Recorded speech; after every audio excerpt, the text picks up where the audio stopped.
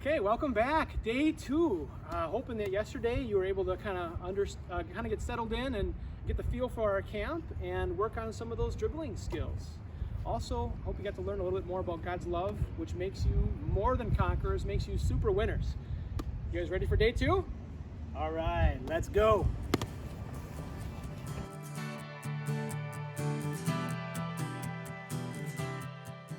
Today we're going to talk about the skill of passing the ball.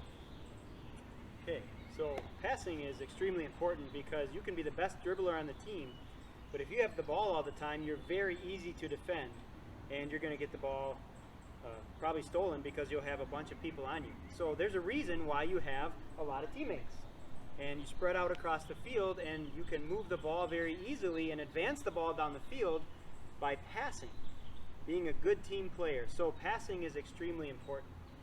So here's some things you want to remember about passing. Remember yesterday with dribbling, we did not want to use our toe, right? Because the toe you don't have a lot of control over. So what you want to use again is primarily the inside of your foot.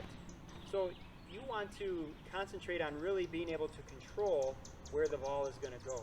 So you don't want a floppy foot, because if you kick it, your foot flops around and it could go any direction that your foot goes. So you want to have a nice, tight foot. So I make it like a golf club. Bring that foot up toward you and kind of lock it into place so that you can swing it and control where you're kicking it. Okay, so that's the first thing. And as you have the ball and you've got your foot locked and you're ready to kick it with the inside of your foot, the other important thing to do is know where you're going. If I want to pass it to you, then this foot is going to be very helpful. The other foot, the plant foot, that's going to plant and point toward the person that you're passing to. And once you plant, you can sweep through and kick it directly toward the person you're passing to. So let's see Pastor Zimpleman and I do a couple right here.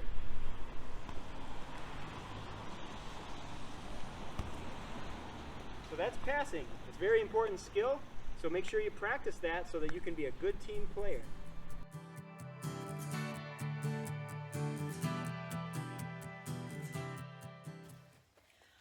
Ready to work on some passing drills. Hello there, soccer campers. This is Coach Jean, and we're here for a passing drill called the triangle. For a passing drill, we're going to do something called triangle passing. We're going to do the triangle passing drill. Triangle passing. Just like it sounds, set up a triangle, pass the ball. One person's going to start out with the ball. And it's also a good one to learn people's names. Whoever has the ball is going to call out somebody's name before they pass the ball to them. And the other person has to stop the ball nicely before they pass it to the other one. And don't forget to have fun. Yeah! So let's try it.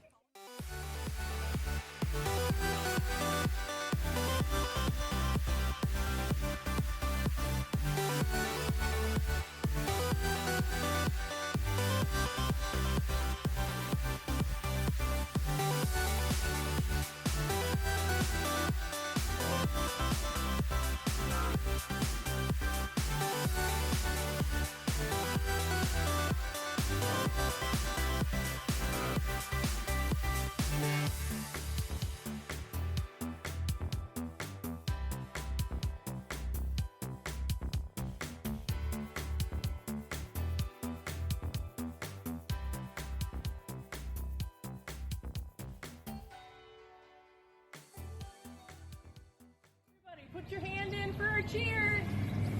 Ready? Yeah. More than conquerors through Jesus.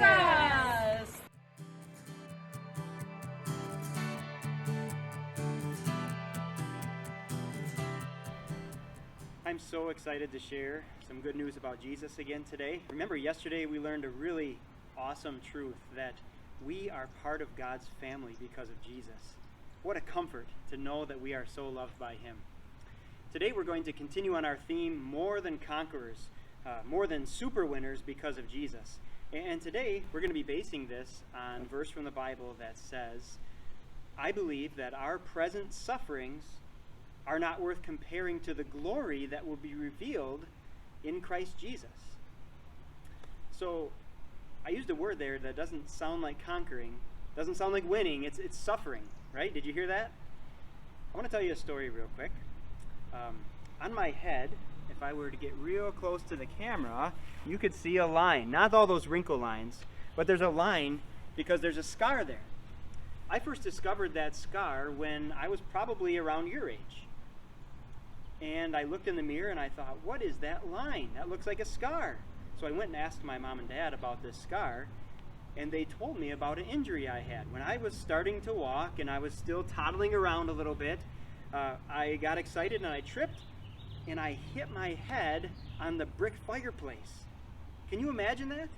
It cut it open and it was a bad cut. I had to get stitches and everything. So you can imagine there was probably a not so pretty sight on the head. I was crying a lot. I had to go to the hospital. I think you could call that suffering, right? There was sadness, there was pain. But isn't it interesting that I didn't remember it? I had to ask my mom and dad how I got that line on my head. And they told me about my suffering. I had forgotten all about it. Why is that? That's because so much time had passed and so many other things in my life had passed that I didn't even remember that suffering, that pain. That's kind of what this passage is talking about. Do you have any suffering in your life? I know you do. There's things that cause your body to hurt. Maybe you fell down and got a cut. Or have you broken an arm or anything like that? Maybe there's sometimes things that cause your heart to hurt. Somebody said a really mean thing to you that hurt your feelings. Or maybe you said something mean to somebody else and you feel bad about that. Is there anything that causes other kinds of pain?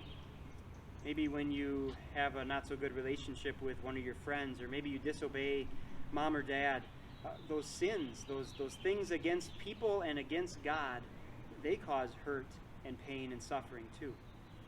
Maybe you look at what just happened these last couple of months, having to be at home for so long, away from your friends, and you miss them.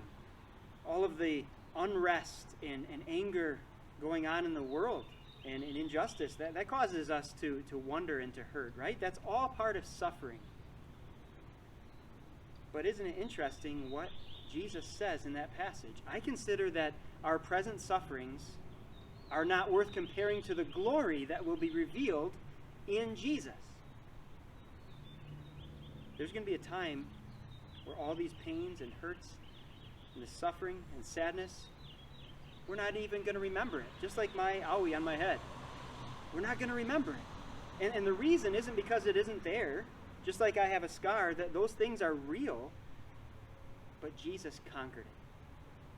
Feeling bad over all of those things that we have done, Jesus took that on himself, and he went to the cross and he died and he paid for those sins. Jesus came into this world and lived perfectly so that he conquered all of the pain and suffering in this world. It's gone. And because of that, one day, he is going to take us to be with him in heaven where there is no more suffering. There is no more sadness. There is no more pain. There's no more tears. And when we are in heaven with him, because of his life and his death, we're not even going to remember the pain. It's going to be so glorious and so wonderful that we will forget all about what's going on right now. So that helps us right now. That helps us to look forward to that time when we get to be with Jesus forever. Isn't that great? Doesn't that give you comfort to be able to go through the things that we're going through right now, knowing that Jesus has conquered it, and because Jesus has conquered it, guess what? You're more than a conqueror too. One last quick story, if I can. You know what an oyster is, right? In an oyster, when it's in the ocean, sometimes it gets some sand in it, and it gets all irritated. Kind of like when you get a piece of sand or something in your eye, it just really irritates. Well, the oyster does something pretty cool. It gives a liquid to cover that piece of sand, and then that liquid hardens. And it keeps doing that until eventually that sand that caused so much pain and sadness and irritation to the oyster, you know what it becomes? A pearl. Think about how valuable and beautiful pearls are when you wear them as a necklace or earrings or things like that. That's what's happening to our sufferings because of Jesus. Jesus knows that we go through sadness and we have pain. But because he conquered it, because he made us conquerors, He has something very valuable in store for us, and it's called heaven. So go out there and know that you are conquerors through Jesus. All right, let's go do some soccer together.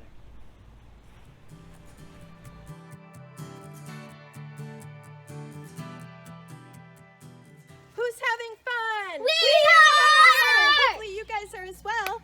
All right, another passing drill. This one is called simple back and forth. Side to side passing. Passing and receiving. Simple back and forth passing. This is the most simplified version of passing. So I have everybody lined up by our cones, and they're going to pass the ball back and forth. Pick a partner, mom, dad, brother, sister, friend. Go ahead, you're going to pass to one What another. you're going to do is you're going to pass with the inside of your foot, and then when you receive the ball, you're going to tap it and receive it slowly, and then you're going to do a pass back. If you successfully pass to the next partner and they stop it successfully, we're going to do kangaroo hops back. Whoop. But choose whatever you like. And make sure you use the inside of your foot while passing. Go!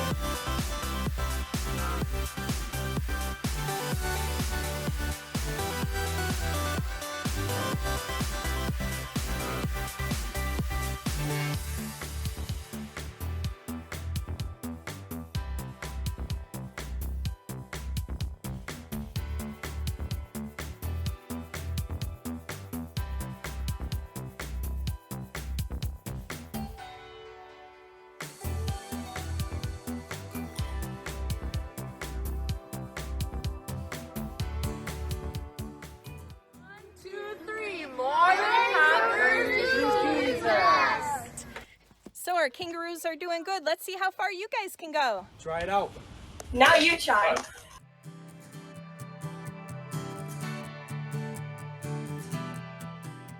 Who's ready to have some more fun? We are!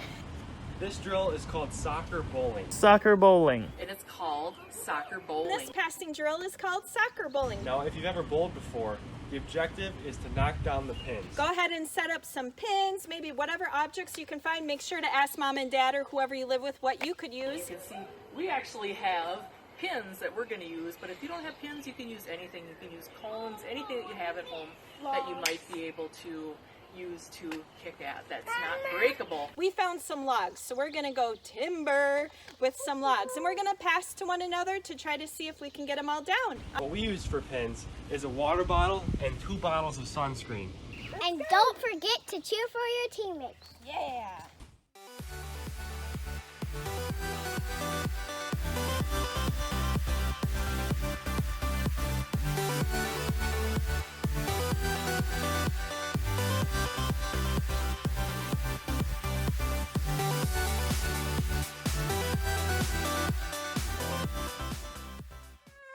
All right, have fun. Try it out. 1, 2, 3. More than conquerors through Jesus. See you tomorrow.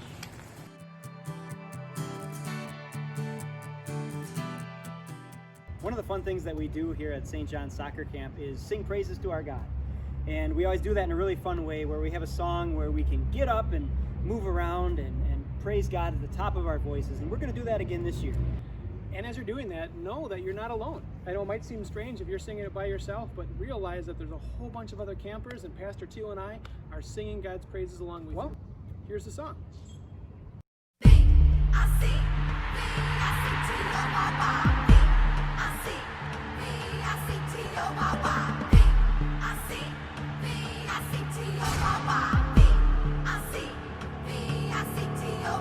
If God is for me, who could ever be against me? And if God is for me, I don't need to fear the enemy. There is victory in Jesus, there is victory in Him. He gave me grace, I gave Him my sin. He died on the cross and then He rose again. There is victory in Jesus, there is victory in Him. V-I-C-T-O-R-Y, this will be our battle cry. The tomb is empty, He's alive.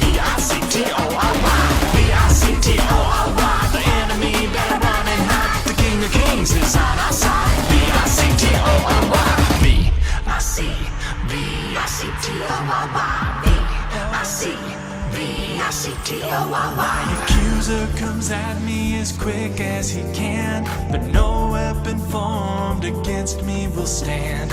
I am redeemed by the blood of the Lamb, protected forever by the great I am. There is victory in Jesus, there is victory in Him. He gave me grace, I gave Him my sin. He died on the cross and then He rose again. There is victory in Jesus, there is victory in Him. V-I-C-T-O-R-Y, this will be our battle cry. The tomb is empty, He's alive. V-I-C-T-O-R-Y, V-I-C-T-O-R-Y. The enemy better run and hide. The King of Kings is on our side. V-I-C-T-O-R-Y. Let's go!